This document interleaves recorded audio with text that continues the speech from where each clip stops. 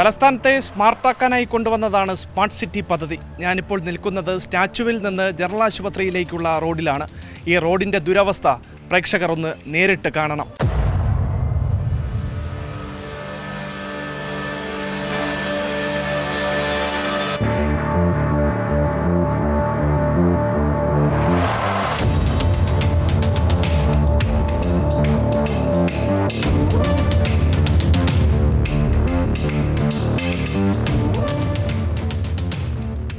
തലസ്ഥാനത്ത് ചെറുതും വലുതുമായ 30ഓളം റോഡുകളാണ് സ്മാർട്ട് സിറ്റി പദ്ധതിയുടെ ഭാഗമായി കുഴിച്ചിട്ടിരിക്കുന്നത്. ഈ ഇടുങ്ങിയ വഴിയിലൂടെ ഇരുചക്ര വാഹന യാത്രക്കാർക്ക് വളരെ ബുദ്ധിമുട്ടി വാഹനമോടിക്കാൻ കഴിയും. പക്ഷേ 4 ചക്ര വാഹന യാത്രക്കാർക്ക് ഇതുവഴി വാഹനമോടിക്കാൻ കഴിയില്ല.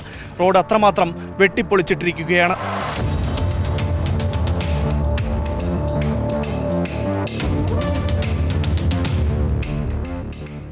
അവരുടെ കോൺട്രാക്ടർ വർക്കെടുത്തു, അതിൻ്റെ മേലധികാരികളുടെ കാര്യമായിട്ടുള്ള പരിപാടികൾ ചെയ്യുന്നുണ്ട്. പക്ഷേ അത് എത്രത്തോളം മുമ്പോട്ട് പോകും, എത്രത്തോളം മുമ്പോട്ട് തീരുമെന്നുള്ളത് നമുക്കാർക്കും വ്യാപാരികൾക്കും പറയാൻ പറ്റില്ല. ആയിരക്കണക്കിന് ജനങ്ങൾ ഇതിലുവഴി നടന്നു പോകുന്ന റോഡാണ് ഇപ്പം ഈ മേഖലയായിട്ട് കിടക്കുന്നത്.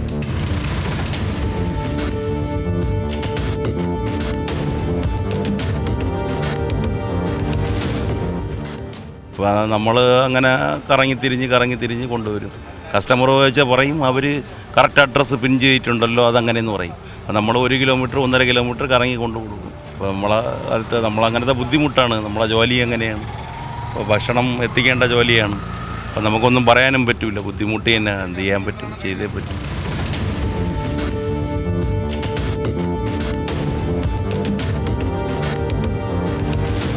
സ്വിഗ്ഗി സൊമാറ്റോ എന്ന് പറയുന്ന ഒരു ഓൺലൈൻ ബിസിനസ് ഉള്ളതുകൊണ്ട് മാത്രമാണ് ഷട്ടർ വീഴാതെ ഈ സ്ഥാപനം മുന്നോട്ട് കൊണ്ടുപോകുന്നത്. നമ്മുടെ കടയിൽ തന്നെ ഒരു 7-8 സ്റ്റാഫുകളെ നമ്മൾ തൽക്കാലത്തേക്കൊന്ന് ഒഴിവാക്കി. ഞാൻ ഓണറാണ്, എന്നിട്ടും ഞാനും എൻ്റെ വൈഫും കൂടെ ചേർന്ന് ജോലിക്ക് അടുക്കളയിൽ കയറിയിട്ടൊക്കെയാണ് ഇത് പൂട്ടിപ്പോകരുതെന്നുള്ള ഒറ്റ ഉദ്ദേശത്തോടു കൂടി ഈ സ്ഥാപനം മുന്നോട്ട് കൊണ്ടുപോകുന്നത്. കൂടുതലും ഈ പറഞ്ഞ പോലെ ഹോസ്പിറ്റൽ കേസിൽ പോകുന്ന അങ്ങനെയുള്ള സംഭവങ്ങളൊക്കെ ഇതുവഴി പോകുന്നത് ഫുള്ള് നിലച്ചു. പിന്നെ സ്കൂൾ കുട്ടികളൊക്കെ രാവിലെ ഇതുവഴി പോകുന്ന കാണുമ്പോൾ തന്നെ നമുക്ക് വിഷമം. ഒന്ന് കാല് തെറ്റിപ്പോയി കഴിഞ്ഞാൽ പൂർത്തിയിരിക്കുന്ന കമ്പിയുടെ മുകളിലോട്ടായിരിക്കും.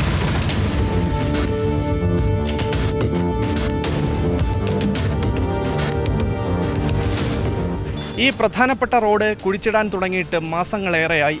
ഇനിയും മാസങ്ങളെടുക്കും റോഡിൻ്റെ നിർമ്മാണ പ്രവർത്തനങ്ങൾ പൂർത്തിയാക്കാൻ. കച്ചവടക്കാരുൾപ്പെടെ വലിയ ബുദ്ധിമുട്ട് നേരിട്ടാണ് ഇതുവഴി കടന്നു പോകുന്നത്.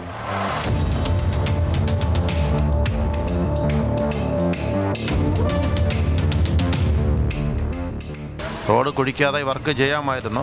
കളക്ടറും അതാണ് പറഞ്ഞത്. പക്ഷേ കോൺട്രാക്ട് വന്ന് റോഡ് കുഴിച്ചിട്ട് പണി അങ്ങ് ചെയ്തു. റോഡ് കുഴിച്ചില്ലായിരുന്നെങ്കിൽ നമുക്ക് കുറേ കൂടെ ബുദ്ധിമുട്ടില്ലാതെ ബിസിനസ് കിട്ടുമായിരുന്നു.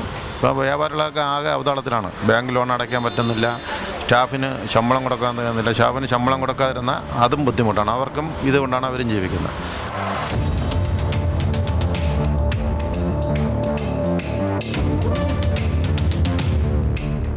സ്മാർട്ട് സിറ്റിക്കാണ് ഇതിൻ്റെ ചുമതല എന്ന് പറഞ്ഞുകൊണ്ട് PWDക്കാരോ കോർപ്പറേഷനോ അല്ലെങ്കിൽ വാട്ടർ അതോറിറ്റിയോ ഉദ്യോഗസ്ഥന്മാരെല്ലാവരും കൈമലത്തുകയാണ്. അപ്പോൾ ഇതിൻ്റെ തിക്താനുഭവം ഉണ്ടാകുന്നത് സാധാരണക്കാരായ ജനങ്ങൾക്കാണ്. ഇന്ന് ബഹുമാനപ്പെട്ട മന്ത്രിയോട് PWD മന്ത്രിയോട് പറയുമ്പം ഇനി 3 മാസം കൊണ്ട് ഇത് തീർക്കുമെന്നാണ് ഓരോ പ്രാവശ്യവും ചെല്ലുന്ന ആളുകളോട് മന്ത്രി പറഞ്ഞ് ആശ്വസിപ്പിച്ച് വിടുന്നത്. പക്ഷേ കാര്യങ്ങൾ വിശകലനം ചെയ്താൽ അല്ലെങ്കിൽ മുൻകാല അനുഭവങ്ങൾ വെച്ച് 3 മാസം പോയിട്ട് 6 മാസം കഴിഞ്ഞാൽ പോലും തിരുവനന്തപുരം നഗരത്തിലെ ആളുകളുടെ ദുരിതം തീരില്ല എന്നാണ്.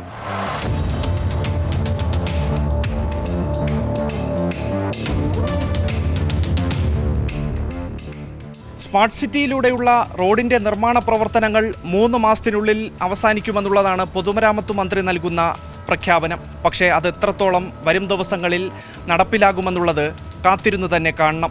തിരുവനന്തപുരത്ത് നിന്ന് PV രഞ്ജിത്തിനൊപ്പം അഭിജിത്ത് ജയൻ, സി മലയാളം ന്യൂസ്. പുതിയ വാർത്തകളും വിശേഷങ്ങളും ഇനി വിരൽ തുമ്പിൽ. എല്ലാ ഡിജിറ്റൽ പ്ലാറ്റ്ഫോമുകളിലും ഇപ്പോൾ സി മലയാളം ന്യൂസ് ലഭ്യം.